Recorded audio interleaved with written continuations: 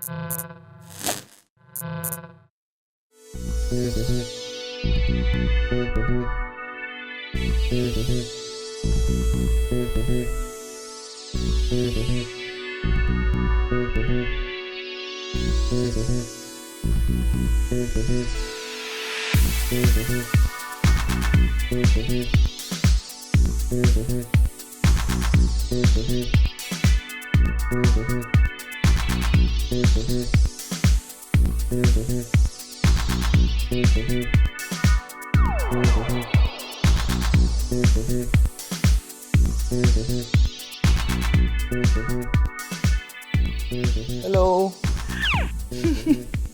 Làm quá. Welcome anh Nam Trung đến với Bar Stories. Để em làm cho anh một món nước mà em nghĩ là hợp với lại cái tính cách của anh. Em có biết là tại sao anh lại nhận lời đến đây, ngoài cái việc là rất là thích nói chuyện với em, và việc thứ hai là gì em biết không? Anh đã sử dụng Collagen Gold rồi. Đối với anh á, tuổi tác nó chỉ là con số thôi. Còn đâu tất cả mọi thứ nó phải là do mình biết cách trau dồi và gìn giữ. Thì ngoài cái việc là em phải hiểu làm sao để làm mọi thứ cho đúng, thì nó còn một cái nữa là em phải có những cái nó bổ trợ cho em.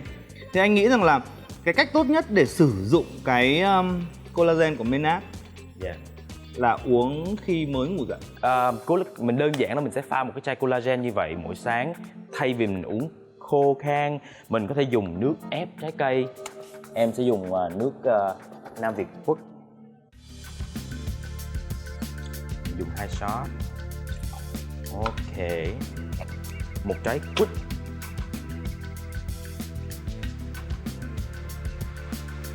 Thêm một chai này.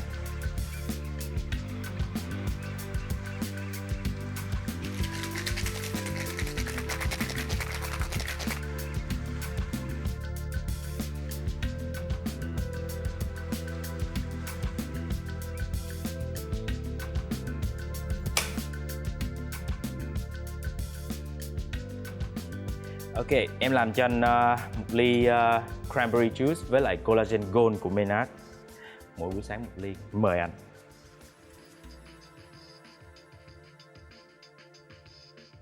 Anh có nhớ cái lần mà anh đã bảo là làm make up nhục lắm hay sao mà đi làm người mẫu không? Đến bây giờ khi mà anh nghĩ lại cái khoảnh khắc đó, anh cảm thấy như thế nào? Cái công việc make up là công việc nó chọn anh. Là công việc đầu tiên làm và nó cũng đem lại rất là nhiều lợi nhuận. Anh chỉ cảm thấy rằng là có lẽ là mình sử dụng lời lẽ hơi mạnh thôi. Nhưng bây giờ nếu như ở trong trường hợp đấy thì anh vẫn dùng câu nói đó. Có nghĩa là mình chỉ nên có một đam mê thôi anh. Em nên hiểu bản thân em là gì để theo đuổi một niềm đam mê mà nó vừa có thể thỏa mãn được sự tưởng tượng, cái sắc màu cuộc sống, và nó cũng sẽ đem lại cho em được một cuộc sống nó gọi là tốt nhất. Làm sao để đừng người ta dùng cho mình những cái chữ gọi là xóa đói giảm nghèo hoặc là nghèo bền vững, thì anh không thích những cái chuyện đó. Dạ vâng. Có đam mê như thế nào đi chăng nữa thì em cũng vẫn sẽ phải trải qua cái cuộc sống bình thường, cơm áo gạo tiền mà thôi. Thế tại sao người ta lại biết đến Nam Trung với quá nhiều vai trò chuyên gia make up nè, rồi là người đào tạo các học viên nè, rồi anh còn là giám đốc sáng tạo nữa? Đam mê của anh chỉ có một, chắc chắn vẫn chỉ có một. Anh chỉ có một đam mê duy nhất với cuộc đời của anh là xóa đói giảm nghèo. Anh đâu có nghèo đâu anh Trung, sao anh cứ phải sợ bởi vì xóa đói giảm có nghèo? thể là đến bây giờ có thể là anh không phải là nghèo nhưng anh không phải là giàu, bởi vì anh rất là sợ đói và nghèo.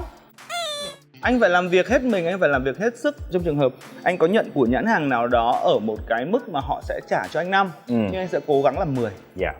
Bởi vì khi anh làm 10 thì cái lúc đó cái số tiền nó sẽ không đánh giá được cái công sức của anh. Như thế, cứ như thế mọi thứ nó sẽ tuần tự thì chắc chắn sẽ không bao giờ em nghèo cả. Thế nhưng mà đến cuối cùng cái mà em sẽ có được đấy là cái sự đánh giá của người khác về em. Tại sao mà anh cứ phải tối ngày nhắc tới cái chữ xóa đói giảm nghèo rất là nhiều? Anh hay bị ám ảnh lắm. Lúc trước thì nhà ngoại anh thì là ở Láng, ven ven của cái Hà Nội, cái thời mà anh còn ở ngoài Hà Nội. Thì ông ngoại anh là một trong những cái người mà thoát ra khỏi cái có nghĩa là chết đến nơi rồi nhưng mà lại được người ta cho bát cháo rất là sống. Sau đấy thì ông ngoại anh cứ kể đi kể lại rất là nhiều, và nó cắm sâu ở trong cái đầu của anh. Khi mà anh chỉ cần chuẩn bị đói thôi là anh đã nghĩ tới là anh còn bao nhiêu, liệu anh có bị chết đói không. Nói về công việc của anh Nam Trung tại Việt Nam Next Top Model, nó phải là một trong những cái cột mốc của anh. Anh làm rất nhiều mùa rồi. Với vai trò giám đốc sáng tạo, đã từng nhiều lần anh lên báo với những hình ảnh là gọi là mọi người cảm thấy khó chịu khi mà anh mặc váy, người ta không hiểu về anh. Anh nghĩ sao khi mà anh nhìn lại những cái hình ảnh của mình ngày xưa? Thấy anh đẹp quá à. Hết. Sao giờ nào nó mặc váy nữa? Bởi vì bây giờ nhiều người mặc quá rồi. Anh rất là thích nó. Anh thích thì anh mặc, chứ anh có mặc lên người khác đâu. Bao giờ anh cầm cái đấy anh chồng lên người em. Người ta nói là xúc phạm tầm Chưa. Bây giờ nó lại còn một câu chuyện như vậy nữa cơ. Vì cái thằng khốn nạn này mà bây giờ lớp trẻ đàn ông không ra đàn ông, đàn bà không ra đàn bà. Wow. điên à. Tôi thật là Tôi người bắt điên. có sức gọi là gì? Inspiration for giới trẻ. Dạ. Ôi người tôi thích mặc cái gì tôi mặc. Bây giờ anh có mặc hay không mặc, người ta cũng nói à, thực sự luôn. Anh chỉ hỏi cái này thôi. Bây giờ trên quan điểm của anh, ví dụ trong cái trường hợp mà cái áo dài với váy đụp á, em thích không? Không, em thích. Anh không thích. Và anh nếu như mà anh cũng như họ, anh ngồi anh chửi là cái lũ thế nọ, cái lũ thế kia, mặc như vậy là hạ nhục cái nọ, sỉ nhục cái kia, nhục quốc thể. Ủa, anh cũng được mà, bởi vì anh cũng có lý do mà. Đúng, mà đó là làm. cái tự do ngôn luận đó chứ. Mỗi một người có một cái quyền khác nhau. Tại sao mình đòi là mình có một cái quyền tự do nọ, tự do kia, thế nhưng mà mình không biết cách tôn trọng nó thì làm sao mà mình có được cái chuyện đấy. Dạ. Cho nên là cứ vậy đi cho nó còn lộc. Em sẽ hỏi anh một cái concept makeover mà em rất là hoang mang.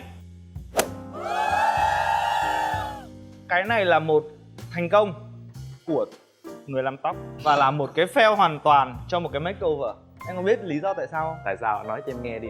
Khi anh này, Xuân Lan này đến thì tụi anh gần như lại một lần nữa phải dùng từ phát điên. Bởi vì tất cả những cái mà khi mà tụi anh ngồi họp, tụi anh đưa ra là những cái concept khác. Thế nhưng đặc biệt ở Việt Nam thì lại có một cái tư duy mà anh nghĩ rằng là mọi người cũng nên phải suy nghĩ lại. Đấy là những người chuyên nghiệp phải làm những điều khùng điên, phải làm những cái điều giống như catalog.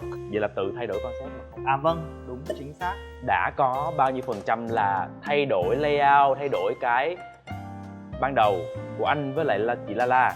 Mỗi một lần mà làm việc như vậy thì việc đầu tiên là việc của anh, của chị Lala, năm đó là của anh Đỗ Minh Cường và của bác Phạm Hải Nam. Sau khi thống nhất là tiếp theo là đến ngồi nói chuyện tiếp tục với giám đốc sản xuất là chị Lê Quỳnh Trang, và cuối cùng là sẽ là tổng đạo diễn năm đó là anh Bùi Thái Dương. Tất cả mọi việc nó luôn luôn phải đi theo cái quy trình như vậy. Sau khi mọi thứ đã lên xong, quy trình quay như thế nào, xử lý lên xong là mời một cái đại diện của nhãn hàng. Tất cả mọi thứ đâu vào đó, họ bắt đầu mới đi mời tiếp tục những người ở bên ngoài để làm công việc của họ. Và đến cái khoảng đó là mình không kiểm soát được nữa rồi. Và lúc đó là mình chỉ như những con búp bê được giật dây trước ống kính thôi. Xin kính chào quý vị, mời quý vị đến, bắt đầu lại như một con búp bê giật dây. Khi mà nhìn thấy những cái sản phẩm makeover như vậy, anh có thấy phát điên. Đến một cái là thấy phát điên rồi là đi về rồi. Chả có thấy cái gì hết, không kịp thấy một cái gì hết. Anh cũng là một người đã từng mở cái viện đào tạo nghề nghiệp makeup và anh đến bây giờ anh cũng vẫn đang làm công việc đó. Thật sự đó là cái công việc mà xương sống, mà nó sẽ sống lâu dài nhất đối với anh nghĩ vậy. Anh không phải. Đối với anh thì đó chính là một cái phần mà anh muốn truyền lại cho những cái người đi tiếp theo. Và cái đó là một trong những công việc mà anh rất là yêu thích. Nó không nằm trong cái lĩnh vực gọi là xóa đói giảm nghèo. Anh muốn có nhiều người hiểu rõ hơn về những cái công việc mà họ cần phải làm. Nếu mà đúng theo ý của Dustin nói thì nó lại chính là một trong những cái chương trình truyền hình thực tế mà chính anh là cái người viết ra cái concept đó, và anh cũng đã làm sản xuất. Nhưng sau đấy thì tên của nó là biệt đội phong cách, nhưng mà bây giờ anh sẽ gọi nó là biệt đội bảo tàng. Anh đã quyết định là cho nó vào bảo tàng rồi. Sau khi vừa làm sáng tạo vừa làm sản xuất thì anh thấy rằng là để làm được một chương trình truyền hình thực tế mà theo đúng ý mình thì nó luôn luôn xảy ra những cái tình trạng giống như những cái tấm hình như em đưa lúc này. Chính xác. Bởi vì làm một cái show truyền hình không hề đơn giản. Và đấy cũng chính là lý do tại sao mà mình cũng đừng nên đánh giá gì cả. Chơi à.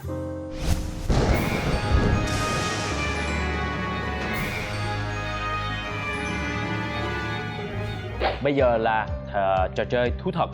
Anh với em mỗi người sẽ thay phiên nhau đưa ra một cái cặp hai điều, một điều là thật, một điều là bịa về bản thân.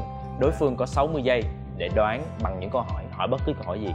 Và đây là hình phạt, nếu mình đoán sai thì người đối diện mời mình một ly. Trong đây có 3 ly nước lọc và 3 ly nước thần thánh. Wow. Dạ. Có phải collagen không? Anh hãy nói trước khi chơi là tôi chấp nhận luật chơi này. Nên có phải có cái gì để tuyên thệ không? Phải đặt tay lên đâu hoặc là phải như thế nào đấy không? Tôi chấp nhận luật chơi này. Đã đến đây là phải chấp nhận chơi rồi, không chơi đến chi. Đúng, ok. Mời anh Nam Trung chơi trước. Em sẽ chọn điều bên tay trái của Nam Trung. Nam Trung rất thương con nít. Và hiện tại anh đang muốn làm single dad. Anh muốn làm single dad và anh muốn con trai hay con gái? Anh thì anh thích con gái hơn. Bởi vì con gái rất là tình cảm. Và khi em có con gái thì nó sẽ làm cho cuộc sống của em nó nhẹ nhàng hơn. Vậy thì kế hoạch của anh là khi nào anh sẽ làm điều đó? Hiện tại thì anh đang nghĩ rằng là năm Tuất. Nếu mà người ta tính là thường con cái là có Năm nay liên quan đến tâm linh. 2018, nói chung là trong cái năm 2018. Giờ thì điều này thật rồi chứ còn gì nữa. Không cần phải hết giờ, điều này là thật. Đúng. Sự thật thường thì hay mất lòng. Đối với anh, con nít là một món đồ chơi quá xa xỉ. Anh rất sợ con nít. Con nít đối với anh nó rất là annoying. Em đang vỡ tim á, em nghĩ là anh đang đến cái lúc mà anh cần một đứa con rồi đó, thiệt sự á. No. Đối với anh á, mà một đứa trẻ con nó phải được sinh ra từ tình yêu. Và phải thật sự yêu, thật sự hy sinh và thật sự hết mình vì cái người, cái partner của mình, để sẵn sàng hy sinh, để sẵn sàng chấp nhận để cho cái đứa trẻ con kia nó có một cuộc sống đầy đủ về tinh thần. Thế nhưng một cái mà khủng khiếp hơn nữa mà anh cảm thấy anh không thể làm được, đấy là trách nhiệm. Ngay như đến bản thân anh còn chả có trách nhiệm. Rồi, vậy cái điều kia của anh là gì anh đọc? Anh đã từng cầm dao chém một người năm 14 tuổi. Quê anh ở đâu vậy? Hà Nội. Thế nhưng mà rất là may mắn một điều là cái nhà của cái bạn đó là có cửa sau. Cho nên là người ta đã kịp nhìn thấy hai anh em anh có một đứa em trai nữa và người ta đã đóng cửa trước. Nhưng mà cái chuyện nó xảy ra ở một cái là bởi vì là họ xúc phạm mẹ anh. Một trong những cái thứ thiêng liêng nhất của cuộc đời. Anh chọn cho em một ly bất kỳ vì em đã thua. Anh thì anh nghĩ là số 6 là số may mắn của anh ấy. So what? Nước lọc. Bây giờ tới em, anh chọn bên đây. Như này. Tôi đã bỏ ra 5.000 đô để cấy rau. Khỏi cần, đây là điều hoàn toàn sai trái. Và đây là điều vô cùng sai nhất có thể. Từ về sinh học đến sinh lý. Tại sao? Tại vì theo một nguyên tắc nhất định thì thường thì cái mà người ta gọi là những cái nang lông ấy nó hay liên quan với nhau lắm. Chuyên gia trang điểm có khác. Thì em đã hỏi câu này sai rồi đấy. Em cũng công nhận là có một mình anh nhận ra rồi. 10 người gặp em là 10 hồi hỏi là cái rau như thế nào. Và điều còn lại là tôi đã từng đi bưng phở để kiếm tiền ở Cali. Đấy là chuyện bình thường. Anh cũng đã từng đi rửa bát để kiếm tiền sống khi anh đi học. Yes. Anh lại mời em tiếp một ly rồi đó. Ly thứ hai đi. Hy vọng rằng là 3 ly còn lại của mình chỉ có 1 ly dính thôi. Chưa, vội thế. Sống gấp nhưng phải từ từ. Đây phải của anh. Rất dễ tin người nhưng chưa ai lừa được. Rất dễ tin người nhưng chưa ai lừa được. Tự tin đến vậy sao? Anh rất là tự tin. Có một số những cái nguyên tắc nhất định về tâm lý. Khi mà em gặp người xấu ấy, khi em gặp những cái người mà không thể tin được thì em sẽ nhìn thấy một số những cái biểu hiện. Giống như là mắt đảo, cắn môi. Nhiều khi nó là cái sự nhất quán. Em nghĩ câu này là thật. Tại vì em nghĩ là anh tự tin về khả năng đó thật sự của anh. Và nếu như bây giờ anh nói tiếp tục là em sẽ uống tiếp thì sao? Không, em tin là em đã đúng. Cái đó là đến bây giờ thì anh nghĩ rằng là anh không dễ tin người. Và ở cái khúc trước thì anh rất dễ tin. Và anh đã từng bị lừa 2 lần trắng tay trong cuộc đời. Anh bị ai lừa? Một lần năm 22 tuổi và một lần năm 28 tuổi. Trắng tay làm gì đó? Trắng tay không còn một Nam Trung trắng tay. mà phải có người cho tiền, ví dụ như trong chuyện của anh Phạm Hoài Nam. Và còn một lần nữa thì không còn gì cả, mà vẫn phải có người cho đến 500.000. Ok, điều kia của anh là gì?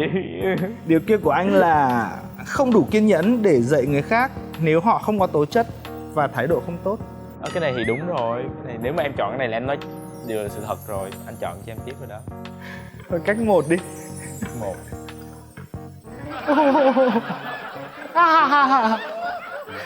Khả năng lừa đảo của mình cũng thật là xuất sắc chứ. Hãy chọn trái hay phải. Phải đi. À phải của anh, quên, anh là thường xuyên trái phải không biết mà thị phi là bất phân. Trong một chương trình ca nhạc, tôi đã từng giới thiệu nhầm tên ca sĩ Đào Bá Lộc thành Đào Bá Lộ và bị bạn ấy liếc xéo không thương tiếc. Vấn đề là chương trình đấy ở đâu? Ở phòng trà Quy, một cái đêm nhạc kiểu dành cho các sao ngôi sao trẻ. Anh thì anh nghĩ rằng là nghệ sĩ thì thường nhất là lại cùng tầm tuổi ấy, thì rất là hay mà giỡn với nhau. Và nhiều khi những cái câu giỡn nó hay bị liệu ở trong một cái trường hợp nhất định. Thì anh nghĩ rằng là đây là sự thật. Anh Nam Trung ơi, anh chết mất. Sao anh có thể nghĩ điều này là sự thật vậy? Bởi vì anh cũng đã từng nhầm như thế mà không liên quan. Nhưng mà em dẫn chương trình em luôn, em đứng MC mà. Và bây giờ là phần trình diễn của ca sĩ Đào Bá Lộc. Thế em có muốn nghe câu chuyện của anh không? Em nghe câu chuyện của anh nói đi. Là anh đi giới thiệu sản phẩm cho một nhãn hàng. Lúc đó là cái khoảng thời gian anh cũng cỡ Dustin trẻ hơn một chút. Trong đầu anh thì anh nhớ rằng là ví dụ cả hai cái nhãn hàng là Dustin và Nam Trung thì nhãn Dustin là cái nhãn kình địch của Nam Trung. Anh đang giới thiệu cho Nam Trung và cả một show anh đọc toàn tên Dustin.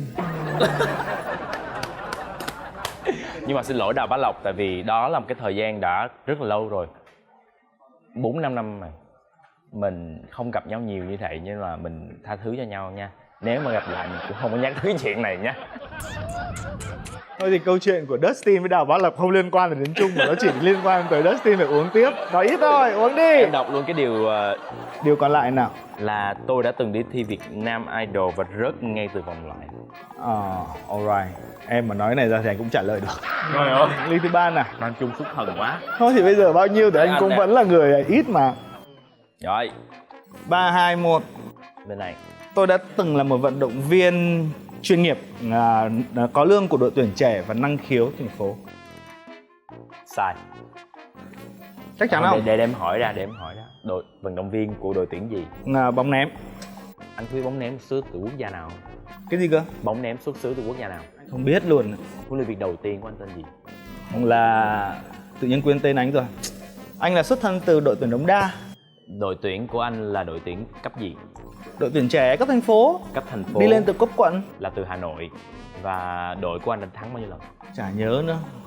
Thật sự là không thể nhớ bởi vì nó kéo dài trong một khoảng thời gian rất là dài. Điều này là sai. Điều này là bịa đặt. Em chắc chắn không? Chắc chắn.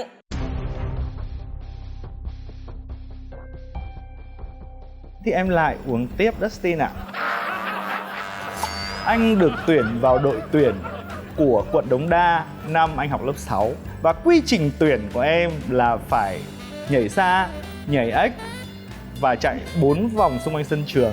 Anh đã được tuyển vào đội tuyển cấp quận, đội tuyển trẻ cấp quận lên chính thức. Anh ở đó 2 năm và sau đó anh được tuyển vào đội tuyển trẻ năng khiếu thành phố. Man quá à. Và vị trí của anh là đánh cánh trái bởi anh thuận tay phải. Đây là điều mà chưa bao giờ Dustin được biết về anh Nam Trung luôn. Ảnh quá man, 6 múi, bóng ném. Anh còn nhớ là vẫn có đường và sữa để bồi dưỡng nữa cơ. Hứa với em là anh nói thật nha. Bây giờ điều xạo của anh là gì? Rất sợ ma và từng bị ma dọa đến ngất xỉu. Và anh không sợ ma. Anh không sợ ma, anh chỉ sợ người chết. Em thấy anh không có bình thường. Chuyện này thì em có thể kiểm chứng rất nhiều người. Anh không có bình thường lúc nào ở đó. Sao khi anh viết ra 3 điều bịa với 3 điều thật mà anh khó khăn lắm luôn mà anh viết ra anh thấy không có bình thường chút nào. Anh chọn cho em một trong hai điều còn lại đi. Tùy em Bây giờ thôi. anh nói thôi. Anh đừng có làm như vậy, em cảm thấy em bị nhục nhã, em hiểu không? Tùy em, bây giờ em lại đoán tiếp nào.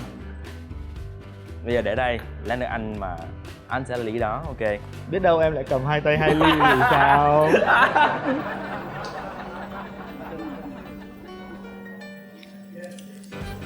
Tôi đã từng mượn đầm của Mai Ngô để mặc và quay hình. Wow. Chương trình nào? Chương trình karaoke của em. Karaoke của em, anh có xem chương trình karaoke đó. Em có mặc vừa đầm Mai Ngô không? Anh nghĩ Mai Ngô cao bao nhiêu? Em có mặc vừa đầm Mai Ngô hay không? Anh không hỏi nghĩa hay không? Đây là cái đầm thun. Đầm thun kiểu gì?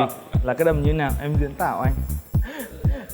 Một Ví dụ cái trần đầm, lưng này, cúp ngực này. một cái đầm đơn giản basic và có thể trồng bộ được. Thế là cặp đầm kiểu gì? 2 giây. Có tay. Sai lắm ấy, anh nghĩ là nó vô cùng sai ấy. Bởi vì đảm Anh bảo nó cao bằng em mà. Bởi vì đảm bảo nếu mà nhìn như này mà không cần phải lột đồ ra là cũng biết là sẽ những chỗ nào sẽ có những cái túm lông nào. Mango nó không mặc đầm sexy đến như vậy.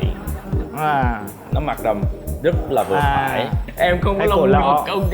Hay có em cổ không lọ. phải cạo lông Thì ngực. từ từ, hay là cổ lọ? Cổ thuyền. Sai. Thật. Anh đã sai rồi. Chưa kịp hỏi, thế là anh cuối cùng còn sai một cái à? 60 giây đã hết. Em đã mặc cái đầm của Mango, đó là một cái đầm cổ thuyền ở đằng trước cột dây. Và Mango vừa mặc xong, em mượn cái đầm đó em mặc để em quay cái cảnh là em bước ra xe hơi trong karaoke với Dustin.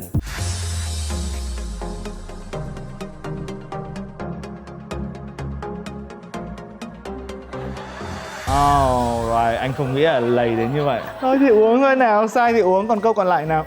Tôi đã từng dẫn chương trình và say xỉn tới mức ói trên sân khấu. Em không phải là Justin Bieber. Em là Dustin. Em là Dustin. Đó. Mời anh. Thôi. Vô. Ly vui vẻ xem có may mắn không nhé. 3, 2, 1. Ui rồi nước thần. Nhẹ nhàng ha. Nhẹ nhàng.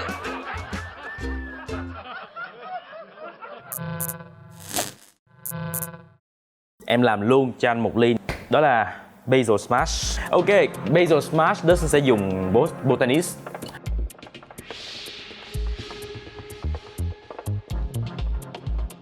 Basil Smash nó có một chút fresh lime, chanh. Anh thích uống chua uống ngọt? Thôi đừng chua em. Ok. Anh nghĩ là anh đủ chua rồi.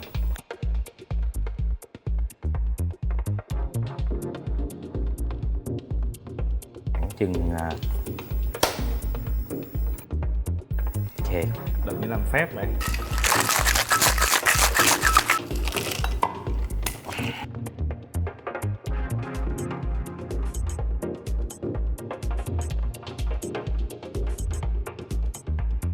Cheers. Có. Cheers. Yeah.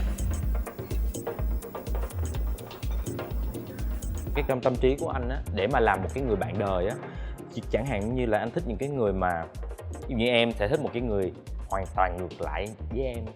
Anh thì thích giống, bởi vì không giống anh không sống được với anh. Phải giống một tí, phải quyết liệt giống nhau, phải biết cách lập luận và tranh luận. Thế nhưng Và bây giờ anh cùng đang một single cái, rồi hay là anh đang đã hạnh phúc? Anh thì anh cảm thấy là anh rất là hạnh phúc. Anh đã bao giờ tìm được cái người giống như anh miêu tả chưa? Nghĩ thì nghĩ vậy.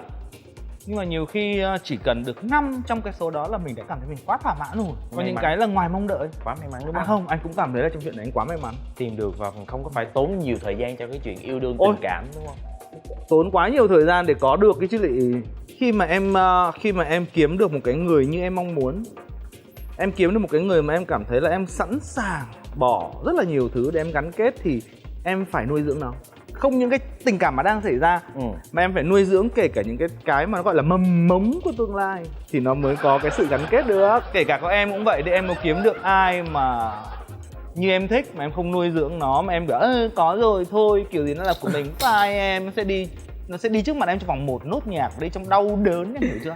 Mà vì anh rất thích một người giống y chang anh luôn vậy thì Không phải là giống y chang, em bị sao vậy? Giống y chang anh mà xấu như anh thì làm sao mà anh chịu được? Anh chỉ yêu vẻ đẹp thôi. Giống y chang anh hoặc là có thể kém tí nhưng mà phải đẹp hơn anh. em thấy anh cũng thật sự là chơi thân với nhiều người trong công việc. Không à? Hay công việc là công việc thôi?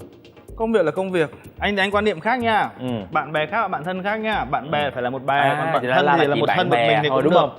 Ai nói? Bạn thân luôn. Đấy là kho bí mật của anh để. La, Ngô Thanh Vân, Là Linh bạn thân. là những người bạn. Và đó là tất cả cái bí mật của anh nó nằm đấy hết ạ. Là thân lắm rồi đó. Anh không có quá nhiều bạn thân, Ừ. nhưng mà họ thì luôn luôn là những cái nơi mà anh nghĩ rằng là họ sẽ không phải là the first one, Cho nên là nhưng không họ sẽ bao là giờ. always và là forever the last one. Dạ. Vậy thì em cũng tin là sau khi mà anh nói vậy em hoàn toàn tin là trong showbiz có tình bạn thật. Có tình bạn thật. Có tình bạn thật, có tình bạn mà thật sự gọi là không thể gọi là tình bạn nữa. Nó sẽ còn cao hơn cả tình bạn. Tình gia đình. Ví dụ như là nhiếp ảnh gia Phạm Hoài Nam. Thì câu chuyện xảy ra là khi lúc đó là anh gặp một cái khoảng thời gian nó không được may mắn lắm. Dạ. Đói lắm. Đi ra ngoài đường Cách Mạng tháng 8 thì hỏi cái ổ bánh mì hồi đấy còn 5.000. Mà trong khi đó thì trong túi mình còn đúng 20.000. Mà một tuần sau mình mới có job. Thì lúc đấy anh Nam thì cũng mới xây nhà, cũng không có tiền. Trong người anh Nam thì cũng hình như còn có khoảng độ 60.000. Thì anh Nam nói là ôi bác chỉ còn có 60.000 thôi, thôi bác cho mày một nửa. Hay là vợ bác Nam chẳng hạn, bác Thái Anh chẳng hạn, thì kêu là chết rồi bác ơi, sắp đến cái lúc mà trả tiền nhà rồi, cháu chưa có được tiền, cháu không đòi được tiền.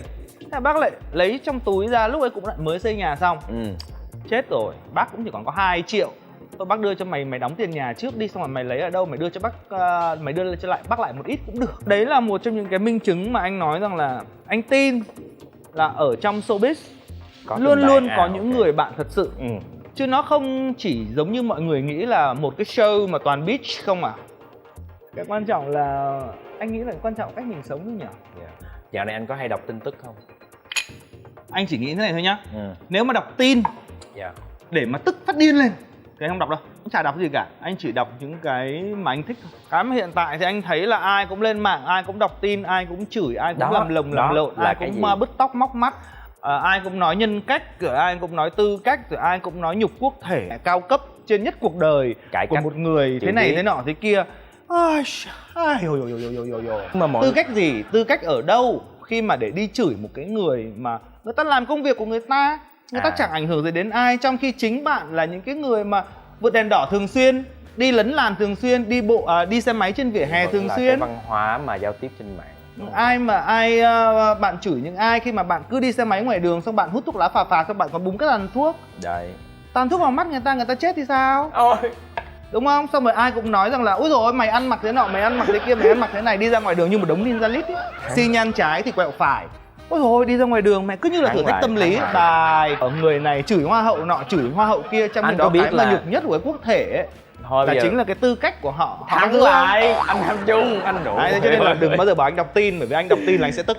Tin là có một cái vấn đề khác liên quan đến công việc của anh nè.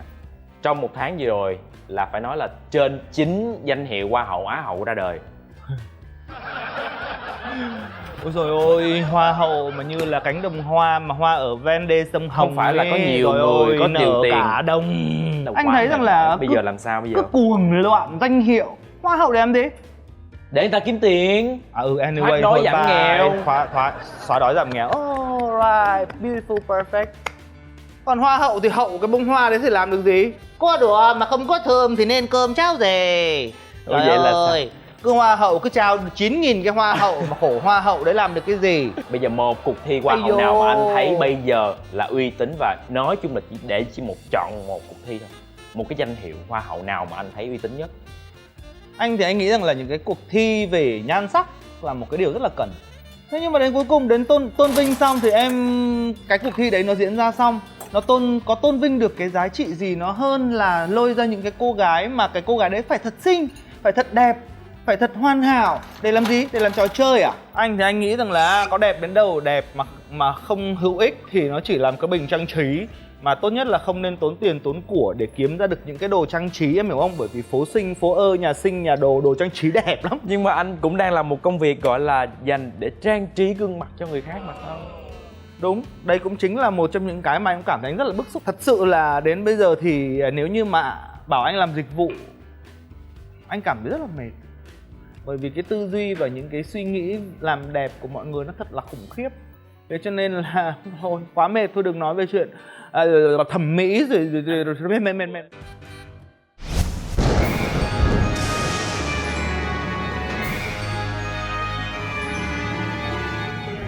Và bây giờ là phần thử thách mang tên là Makeup theo kiểu beauty blogger. Anh có biết là cái danh từ beauty blogger là xuất phát như thế nào không? Là những cái người mà nó nhảm trên mạng hết, bài chấm hết, đừng hỏi nhiều. Đừng bắt anh định nghĩa, mệt quá. Anh Nam Trung à, không, bây mà giờ anh đó nói là như một thế trò luôn thôi. rất là hay thiệt sự. Thế nhưng mà cần phải nên biết. Đúng nên rồi. biết rồi hẵng làm. Nhưng ví dụ như là lấy dầu ô liu giặt cọ của một cái người mà rất là nổi tiếng này. Tất cả các cái bạn học sinh nhà anh đều xem blog lấy cái dầu ô liu giặt cọ, những cây cọ nhiều cái 2 triệu bạc rồi bây giờ không giặt sạch được. Hoặc là có nhiều người tiếc quá thì vẫn lấy xà bông và nước rửa cọ, và cái gì softener, nước xả để giặt lại cọ. Wow, beauty blogger. Oh wow. Or even là em lấy too much concealer. Look at yourself. You make it. Cái đó là chuyện của các nhãn hàng. Còn right. xin lỗi nha, thử thách này beauty blogger Nam Trung sẽ phải make up cho Dustin 5 phút bằng những cái thực phẩm ăn được. Với một người là chuyên gia trang điểm như Nam Trung thì sẽ theo phong cách gì với những cái lựa chọn được? Phong cách creative được không? Anh làm sáng tạo. Định vậy đi. Ok. Hello everybody. Rồi. Welcome to my beauty vlog today. Dạ, khán giả là người Việt Nam anh ạ. Quên, xin lỗi. Dạ. Em ở trên YouTube, đó International. Xin chào các bạn. Dạ. Ngày hôm nay Nam Trung đến với chuyên mục mới. Vâng. Là Trung sẽ dùng sức sáng tạo của mình để làm nên một số những cái create some look. Tiếng Việt là cái gì quên, I'm sorry. Tự nhiên cái phải bắt nói kiểu. tiếng Việt á, cái mình không có biết nói. Okay, fine. So Trung sẽ thể hiện một cái kiểu makeup. Because Giáng sinh thì cũng đã mới qua, thì bây giờ cũng Giáng sinh mới thì cũng sẽ sắp đến. Đúng rồi, một năm thì Giáng sinh. Thế cho nên là Giáng sinh nó đến hoài, cho nên mình làm hoài thì nó vẫn là Giáng sinh. Okay. Bởi vì là Giáng sinh thì bây giờ nó chỉ không đơn giản là dành cho một người giáng xuống và sinh ra, mà ai cũng có thể giáng và ai cũng có thể sinh. Trước khi đến với phần thể hiện này thì Trung đã chuẩn bị cho mình một ít khăn giấy được vò nát. Khăn giấy này đã được vò nát rất kỹ khi mà Trung đi làm một số những cái việc rất là thầm kín. Và bây giờ Trung sẽ tạo ra một kiểu tóc không mới mà cũng không cũ. Bởi vì cũ thì là việc của cũ và mới thì là việc của mới. Thì Trung sẽ tạo những cái texture bằng cái cách mà tạo ra những cái texture. Anh ơi, kiểu này chị Xuân Lan xưa chú chụp chưa? Chưa, những cái kiểu này. Vậy là em là còn hơn Xuân Lan nữa. Em sẽ là người đầu tiên được thể hiện cái phong cách này. Em hơn chị Xuân Lan. Và đây là keo dán bằng hồ. Và đảm bảo với quý vị rằng là khi mà đọc ở trên thành phần thì quý vị sẽ không bị làm sao cả khi dùng sản phẩm này. Còn nếu như mà quý vị dùng sản phẩm này mà có bị làm sao thì đấy là việc quý vị bị làm sao, chứ sản phẩm thì không bao giờ có gì cả. Lát nữa anh phải chụp cho em một tấm high fashion nha, bằng điện thoại nó nha. Nó sẽ rất là high fashion, em Tại yên tâm. bây giờ là phải up lên Instagram. Bởi vì bây giờ là cái mà quan điểm về high fashion thì nó cũng không quá high. Còn fashion thì nó cũng không quá trần. Mà tiếp theo nữa thì chúng ta sẽ sử dụng chip Indo. Chip Indo là gì? Là cái chip đó em. Bánh phồng mực Indonesia. Đây 10 năm thì việc của chúng ta sẽ cần đến chip là xé túi.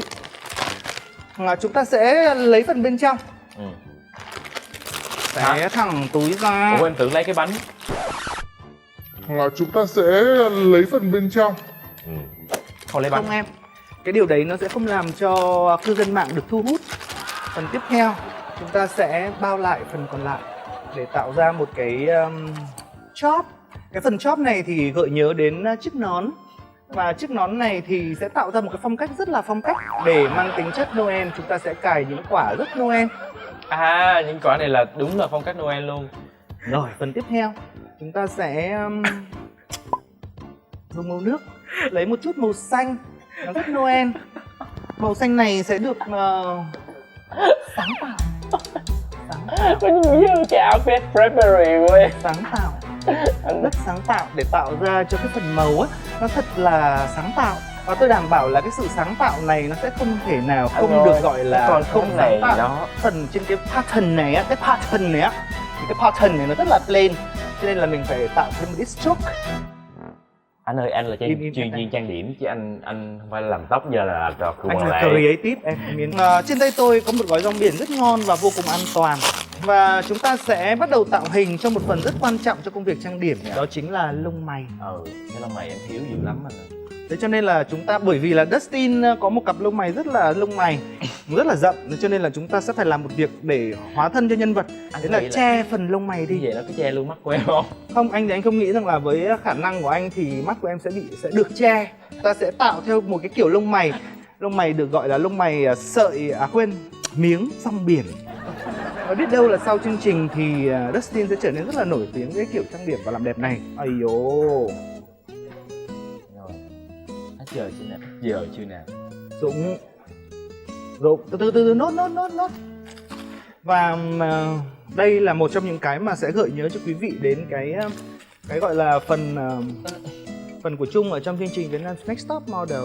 Đó chính là cái thử cái khả năng gọi là diễn xuất cũng như là khả năng ứng biến Cái này của em làm người nhiều mẫu. con ý rồi nè, cũng như là những cô gái Tây Nguyên á. Sẽ tiếp tục thử thách người mẫu làm sao để có thể giữ được Đây là sản má phẩm này. hay của Tây Nguyên. Và cuối cùng chúng ta thường xuyên nhìn thấy ở trên những trang mạng những cái tấm hình high fashion sẽ được người mẫu ngậm một cái gì đó, bởi vì bây giờ đã hết thời gian và chúng ta sẽ tiếp tục với phần môn. Em thấy ai hay gặp bông hoa nè, ai gặp bông hoa. Thêm một ít texture lên trên còn lại là highlight. Ta sẽ làm highlight. Phần highlight rất quan trọng cho gương mặt của bạn, cho nên hãy cố gắng sử dụng highlight. Và với cách trang điểm này thì Nam Trung đã gửi đến quý vị một trong những cái sáng tạo của Nam Trung qua cảm nhận về những beauty blogger giới. Người mẫu cái gì kỳ cục mày? Ông kính đâu? Không cứng Diễn đi. Dạ. Vâng. Em biết rồi. Loại đấy nhỉ. Không cứng. Trên tay tôi chỉ có một tấm hình ấy nhỉ. Và với cái cảm xúc từ mùa Noel đã qua và mùa Noel sắp tới và những mùa Noel sắp tới nữa, lấy cảm hứng từ những beauty blogger và những biểu cho điểm high fashion. Dạ em đang diễn chị Quá mệt mỏi với con người mẫu này, thì đến cuối cùng thì Trung cũng đã đưa đến quý vị một kiểu trang điểm cho mùa Giáng sinh của những năm tiếp theo, mà rồi mùa Giáng sinh của năm nay đã qua rồi. Xin cảm ơn và hẹn gặp lại quý vị. Sau 2 tiếng đồng hồ ở đây với chương trình Bar Story, Trung được chia sẻ. Đây không phải là một buổi quay phim đơn thuần mà nó giống như là một cái cuộc đến chơi với bạn và được chia sẻ những cái mình nghĩ, cũng giống như là được giỡn hết với hết sức, với hết khả năng của mình. Và Trung cảm thấy rất là vui, rất là thoải mái. Khi nhận lời đến với chương trình thì với bản thân Trung, dù cho đó là một chương trình nào đi chăng nữa thì Trung vẫn sẽ cố gắng làm hết mình và sẽ nói những gì có thể nói và sẽ không nói những gì mình không muốn nói và mình không thể nói. Cho nên chắc chắn với quý vị rằng tất cả những gì mà Trung nói trong chương trình ngày hôm nay với Dustin, với quý vị, đó chính là những gì cảm xúc cũng giống như suy nghĩ và những gì mà Nam Trung cảm thấy. Đó là sự thật đối với chính bản thân mình cho đến giờ phút này. Nhắn nhủ với Dustin thì Trung đã biết Dustin từ lúc Dustin mới về tới Việt Nam và tham gia chương trình VJ của MTV. Cho đến ngày hôm nay thì Dustin đã trưởng thành rất là nhiều, thành một người đàn ông rất là lịch lãm, có cách nhấn nhá, có cách nhả và đã dẫn được một chương trình rất là tốt. Trung mong rằng Dustin sẽ tiếp tục làm ra những cái chương trình thật là vui như những tiếng cười của mọi người tại đây, để cho quý vị có thể có những giờ phút thư giãn và có thể moi được nhiều thông tin hơn nữa của showbiz đến với quý vị khán giả.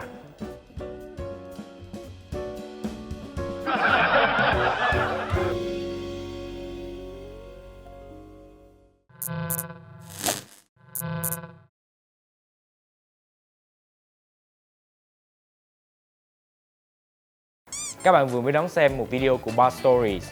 Nếu như các bạn muốn xem thêm thì nhớ đăng ký Dustin on the go ngay đây. Hoặc là các bạn có thể click những cái video khác trong kênh Dustin on the go. Và đừng quên bình luận cho Dustin ngay dưới video này nhé. Thank you.